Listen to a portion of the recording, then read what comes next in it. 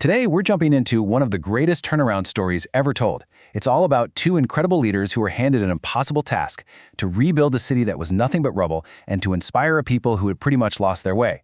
What they did is, honestly, a masterclass in leadership. So this is the huge question they're up against. Just imagine this for a second. You come home after 50 years away and your city is destroyed. Even worse, your people have started to forget the very culture, the very beliefs that made them who they are. It's a crisis of both body and soul. I mean, where do you even begin? But, to really get why their solution was so brilliant, we first have to understand the sheer scale of the problem they were facing. So let's set the scene. All right, so here's the quick backstory.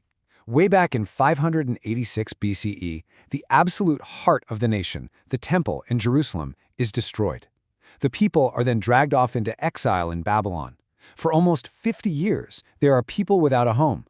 Then, finally, around 538 BCE, they get the green light to go back. But what they found when they got there was a total disaster. The city was physically broken. Its walls, the very thing that protected them, were just piles of stone, leaving everyone totally vulnerable. But the spiritual decay was just as bad. After generations in a foreign land, their sacred laws were pretty much forgotten. Their identity was fading. It was a complete crisis on every level.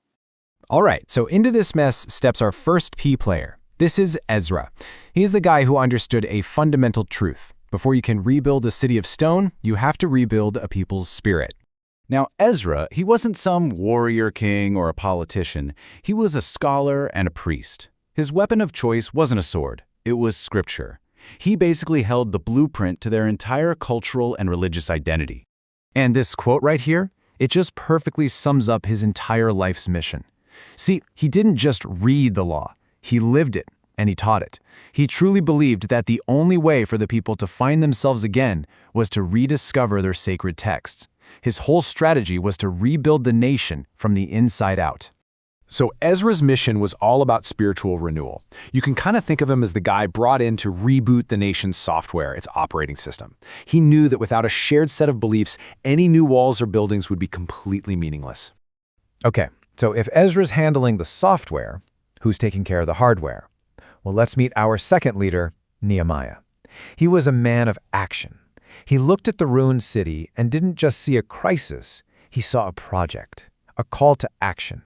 Nehemiah was a big deal in the Persian court. He was the personal cupbearer to the king. So this guy had political clout, and he had incredible organizational skills.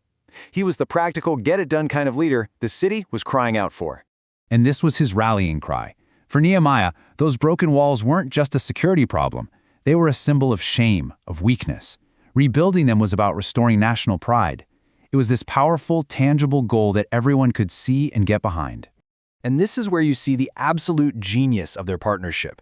Ezra was focused on the internal problem, the spiritual reform. Nehemiah was focused on the external problem, the physical construction. It was like two sides of the same coin, and you absolutely needed both for this thing to work. And let me tell you, Nehemiah was a brilliant strategist. He didn't just show up and start barking orders. No, he went out secretly at night to see the damage for himself. Then he presented this clear, compelling vision that got everyone fired up. He organized the people into teams, and he even had a plan for fending off enemies who wanted them to fail. It was an absolute masterclass in project management. So this brings us to the climax of the story. This is where the spiritual mission and the physical mission collide in the most powerful way, creating something totally new. 52. Just look at this number. It seems so random, right? But it represents something that at the time must have seemed completely impossible. So what's the story behind it?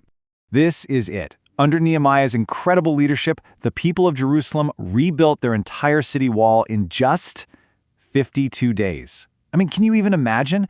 It was just this astonishing accomplishment of unity, hard work, and pure determination. It wasn't just construction. It was a miracle of cooperation. And this is the real payoff. Once the walls were up, once the city was secure, the stage was finally set for Ezra. He gathered everyone together, and for hours he read to them from the book of the law. For the first time in generations, the people heard the words that defined who they were. The physical security made the spiritual renewal possible. It all came together. So, what can we take away from this incredible story? I mean, the legacy of Ezra and Nehemiah is so much more than just ancient history. Their story is just packed with these timeless lessons. It shows us that a huge vision, like Ezra had, has to be paired with a practical plan, like Nehemiah had. It proves that a community's soul and its security go hand in hand, and maybe most of all, it's this powerful reminder that a shared purpose, a shared identity, is the strongest foundation you can possibly build on. And that really leaves us with a huge question, doesn't it?